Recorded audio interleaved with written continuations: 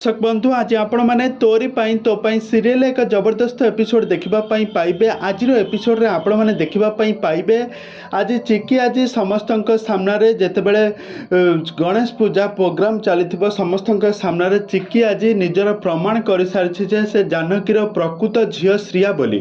तेज दर्शक बंधु आज एपिसोड रे आपण मैंने देखापी पाइबे जे आज जितेबले गणेश पूजा मंडप रे समस्ते आसी जितेबले डाइनिंग हॉल ठिया होइतबे पूजा आरंभ करा किंतु चिकी ए पर्यंत ठाकुर तैयारी करके नहीं आसी ना सेठारे पहुँची ना।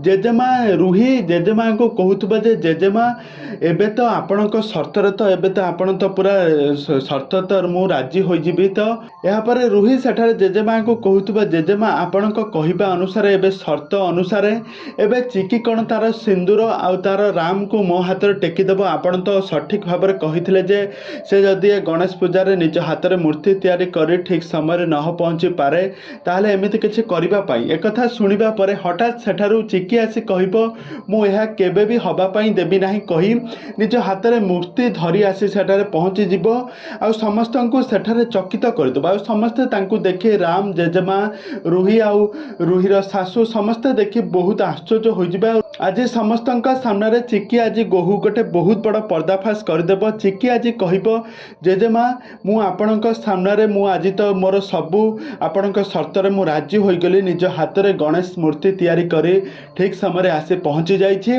आबे आपण मते घरर बोहू करेंगे पर एबे आपण मते सर्तर राजी हूँ जे मु ही प्रकृत जानकीर झील श्रिया बोली आपण मैंने मते नातुणी भो बोली ग्रहण करंतु। यह कही चिकी सेठारे बहुत खुशी हो जिबे। तेबे दर्शक बंधु एबे कहानी रे एबे कोन आसबो नुआ ट्विस्ट आपण मानकर मतामत निहाती भाव कमेंट बॉक्स रे कमेंट करंतु।